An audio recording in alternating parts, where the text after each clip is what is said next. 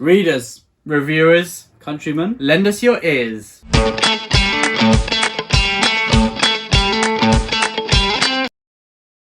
Welcome back to the channel. We are the Brothers Gwynne. I am Will, and this is Ed. And together we make the Brothers Gwynne. That's pretty self-explanatory. Don't know why I felt the need to say it. But if you're new to the channel, that is who we are. And today we're going to be talking about what we intend to read for May. And so we've got quite the pile each, don't we? These are my favourite videos to do because it sets up the promise of what is to come, doesn't it? And I always, it's like, you know, you go out and buy more books, and then my favourite actual thing to do, not that I stick by them, is to make lists of my reading schedules. And I'm like, oh, I'm going to read this, and then in September 2034 I'm going to want to read this, and I'm going to read this anyway. So well, it's like that thing that book buying and book reading are two completely different hobbies. Oh yeah, but hopefully we'll get through this lot. So Ed, do you want to show us your first book? Yeah. And the first one for me is The Viking Way by Neil Price. Now, Neil Price was one of the leading scholars on the Northmen. You've been saying his name a lot recently. Thank you.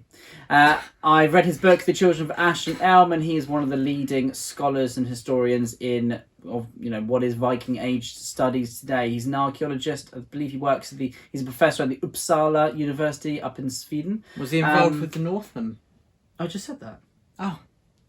Oh, oops. Goes in one ear, out the other with this one, doesn't it? So The Viking Way, this is Neil Price's PhD thesis, I believe, anyway. So as you can see, I've already started it, which is great fun. And it is just talking about the way that the kind of archaeology, how it's approached nowadays, as it's changed a lot from when he was much younger, as well as what kind of, how you get informed through Viking graves and Viking texts and studies, that kind of thing, which is really interesting for me as a total history buff. There's lots of great details here. It's also talking about the way that the kind of the Dark Ages mentality in Scandinavia, and looking at the actual findings through grave finds, that kind of thing, and how does that inform our knowledge of the Vikings today. So yeah, pretty fun. Yeah, is that the one that you said is a bit more hardcore? Yes. Nice. I believe so. So this is going to be the first read. I'm actually currently reading it. I'm about 4 pages in. It's Dispel Illusion by Mark Lawrence. This is the third and final installment to his sci-fi trilogy, which was kind of inspired by Stranger Things.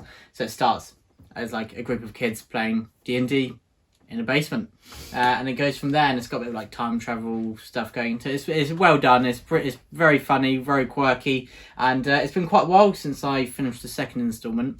So yeah, I'm looking forward to finishing this. It's a short one, so I should get through it quickly, and it's Mark Lawrence, so I have no doubt that I'm really going to enjoy it. No doubt. Mark Lawrence is a true king of the fantasy world. And sci-fi world. And sci-fi world now. The next one for me is continuing my read of the Sagas of the Icelanders. Now, in our April reads video, you will notice that I finished Egil Saga, and now my plan of action for the next few months really is to read a saga after I physically read another book. So I read a physical book and then read a saga, which is cool. So that way I won't get too burnt out really, and that way I can take my time and really appreciate these sagas for what they are, which is just great works of literature and inspiration as well. So yeah, I love this. They're told in a very matter-of-fact, blunt way, which I really enjoy. They're quite poetic, some great kennings in there. And they're very lyrical as well. Quite witty as well. Very witty, yeah. And Tolkien's definitely inspired by lots of different sagas, you can tell. So if you're a fantasy geek like me, then maybe go check this out if you've got the time. You want to check out some Viking-y stuff. Very nice. If you can't tell, Ed, it's just a bit obsessed since watching the Northmen. It wasn't a good film. And talking about some Norse stuff, I've got a Norse fantasy book in my hands. This is The Hunger of the Gods. So, wait a moment. I think I know that author. Not sure who that is. Papa Gwynne himself. The second instalment of the Bloodsworn Saga was released a few weeks ago. So if you have not read it, or the previous instalment, Shadow of the Gods, then pause this video, go and do that now. But if you have read it, then The Hunger of the Gods, I'm listening to it in the audiobook format now. As a reread, and I'm about 2/3 of the way through, and I am loving it. I love being back in the battle plains in Vigorith, and it's just so awesome. And what a cover, huh? And the characters within do not disappoint when you think of what they're going to be like when they're on this cover. I can't wait to see the cover for book 3. Oh, it's going to be awesome, isn't it? And we have no idea what it's going to be, so... Or do we? Or do we? No, we don't. But yeah, The Hunger of the Gods, Oh, Papa Gwynne, it's Dad awesome. Not told you yet? Oh, very Oh funny. dear. Yeah. Oh, again, you're last to know, Will. Yeah. The next one for The me. nature of being the youngest. I was about to hold this up. Is The Liar's Key from Mark Lawrence. I don't know why I was reaching for just a piece of paper in my pile. The Liar's Key by Mark Lawrence is one that I'm going to be listening to very soon. I Showing really off your enjoyed Prince of Fools, which was great fun. This is the Red Queen's trilogy, The War for the Red Queen's Throne, or something like that. I can't remember off the top of my head now. It's a bit boring, isn't it? Red Queen's Throne, I think it is. Yeah, something like that. Not War. Is it not? I don't think so. I don't know, maybe. Are you combining it with Peter McLean's War for the Rose Throne? Maybe, but I think there is a book in this trilogy, or maybe no, not the book, but I think it's a novella. Maybe it's called The Red Queen's War. Perhaps. Maybe I'm making it up. But I'm sure we'll put some stills up. I think to, if you amalgamated both of our guesses, I think it was and right. we would be right. Yeah, which would be good. On our own, not. So I really enjoyed Prince of Fools. It was the lyrical, beautiful writing that Prince of Thorns and the Broken Empire trilogy had, but mixed in with kind of the Greatcoat style humour, fun, witty, and very fast-moving plots. Mark Lawrence is a very talented writer. There is no two ways about it. He's a lot of fun to read, and I think the narrator, Sean something, it's a bit of a complicated surname, did a fantastic job with book 1, so I'm really looking forward to diving into book 2 to find out what Jalen and Snorri Snargason is up to. Cool name. Fun fact, it seems to be that Mark Lawrence is very influenced by David Gemmell. I think he used to read a lot of David Gemmell when he was younger. And Snorri is Snargason. Snarga is the name of Druss's axe in Legend. So I think that's a bit of a nod there. Little allusion to very nice. the David Gemmell book Legend. So Ed, you need to read Book of the Ancestor by Mark Lawrence. Yeah, It's so brilliant. Yeah, that's true. Yeah. I do. Yeah. It is. So And we're we'll both soon, reading Mark Mark, I Lawrence promise. books this Yeah. month. So Uh-huh. how crazy is that? Next up, I have your copy of mine's not arrived yet. Of A Game of Thrones by you can do that then, by George R. R. Martin. I have never read or watched A Game of Thrones, so I'm going to read book 1 and then watch you do realise people season have 1. been kicked out of fantasy communities for less? I know, So but you're I'm just being treading open a about it. Thin line. But now I can be open about it because I'm rectifying that mistake. I'm going to read A Game of Thrones. I know a lot of people like Jimmy Nuts over at the Fantasy Network loves A Game of Thrones, so I'm sure I'll look forward to talking to him about my thoughts with A Game of Thrones, which are most likely going to be positive, aren't they? So tell you what, well, let's add a wild card into the mix. I might join you on this, actually. I might reread this as well, because I've only read book 1, and it was when I was very young, watching the series, and I was like, hey, Jon Snow hasn't got a beard in this. Like, why am I reading this? No, that's not really the reason. But yeah, I should definitely read it again and really actually find out why it's so great, because I read it, I think, when I must have been like 14, 15, and I wasn't really appreciating the kind of slow burn multi-POV fantasy as much as I probably would now. So I might join you then, Will, if I get through my other reads. well, that might be quite fun. Maybe. Oh, we've not done that for quite a while. No, But what's your next one then? The next one for me is Godborn by Dan Davis. Now, Dan Davis, I stumbled upon his I've YouTube not heard channel. about that. He's got a great YouTube channel, I think about 80,000, 90,000 subscribers, and it's all about kind of the Bronze Age, Indo-European and Eurasian steppe kind of cultures, and lots of information there. Great videos. If you're a history buff, go check them out. But he's written a series of books called Godborn. I think they're called The Gods of Bronze, and the covers are awesome. That's how I spotted them. And it's like 3000 BC, and they're set in, I think it's basically a retelling of kind of the 12 stages of the Hercules myth. Oh, okay, yeah, the 12 the pillars trials. the 12 trials are set, which seems really cool to me. And I haven't really read much historical fantasy, which is what this is, set in 3000 BC in the Bronze Age, which is awesome. So I'm definitely excited to check that out. I listened to it on Audible. I listened to a little snippet here and there, and I was like, oh, this sounds pretty awesome. The guy's voice sounds fantastic. So I'm looking forward to that. I've read some reviews on Goodreads, and it was, they were saying it's brilliant. So yeah, Godborn, hadn't heard of it before I saw the cover on Audible, and I was like, yeah, I might just check that out. So it sounds like my cup of tea. Well, that's an interesting one I'm going to have to check out. Yeah, and we love historical fantasy, don't we? Yes, we do. We do. We do. And we want to read some more, don't we? Yes, please. Wow, yeah. And next up for me, I have The Fall, which is not historical fantasy, but it's fantasy, and I'm sure it's going to be great. This is by Ryan Cahill, and this is independently published. That's a hard word to say, isn't it?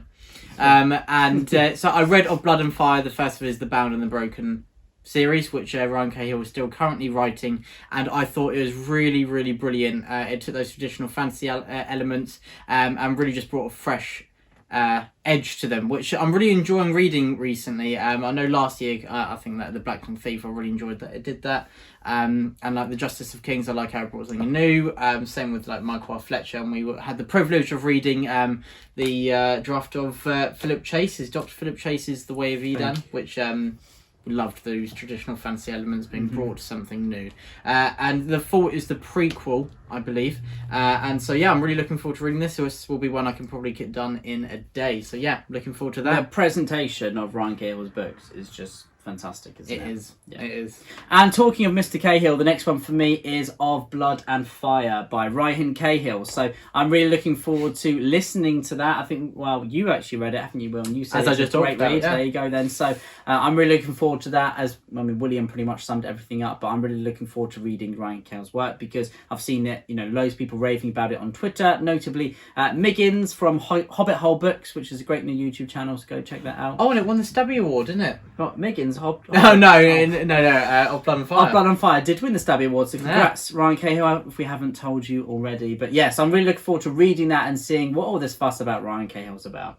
Yeah, no, I think you'll be pleasantly surprised. I think I will enjoy it. Next up, I have The Wolf Den by Elodie Harper. So this is historical fiction. I believe the sequel is coming out in May. Something with the golden door, I keep forgetting. But there's a lot of hype about it, and so I'm really looking forward to diving into this. What era is this? So we're thrust into Pompeii. You don't want to be there. You don't in the Roman Empire, and it is a bit of a feminist tale, I believe, where it's showing what is often overlooked in these societies, like the position of women at this time, and I think that part of it is women in a brothel and how they're treated, and their need to survive and how they can do that with everything against them, basically. And basically, I don't know anything beyond that. I don't know if it's one perspective or numerous, but I just know that I've heard that it's really well written. And do you know how it ends? No. Well, things it's Pompeii, but you don't know if it's going to be Mount Vesuvius or not, do you? Because Pompeii did exist for quite a while before then. Although it's probably... If you're going to do a book about Pompeii, and the cover's all orange... There's going to be Mount... But there is a sequel, what maybe after? Yeah, exactly. Volcano explosion. But yeah, so that is The Wolf Den, and hopefully I really enjoy this. I'm sure you will, William. And the next one for me is by Stephen Pressfield. This is the Afghan Campaign. Now, I think I've seen it said that's a nice edition. I think it's missing the cover, to be honest, Will. But it just looks quite nice, I got it from doesn't Amazon, and I like collecting hardbacks, so that was my kind of thing. And yeah, so Stephen Pressfield, the Afghan Campaign. I've seen it said that Afghanistan, the only time it was actually taken over successfully was by Alexander the Great. So because they instill tactics over there in that country. Well, it's kind of the landscape using guerrilla warfare. Guerrilla warfare. No one's been exactly able to. what I was getting to, Will, but you took the words right out of my mouth. So I'm looking forward to reading this because I love Stephen Pressfield's writing.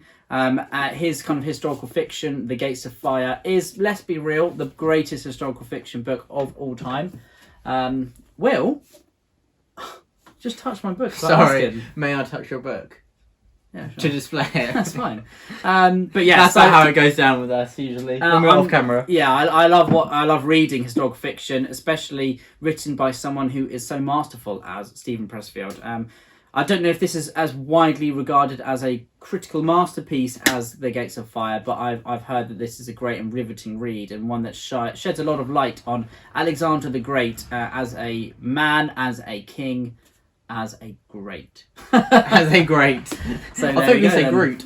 I am Groot. Yeah, but I'm really looking forward to hearing what you think about that, because I also loved Gates of Fire. Yeah. So see if you enjoy that. Mm-hmm. And next up, I'm not reading the entire thing because this is a tome.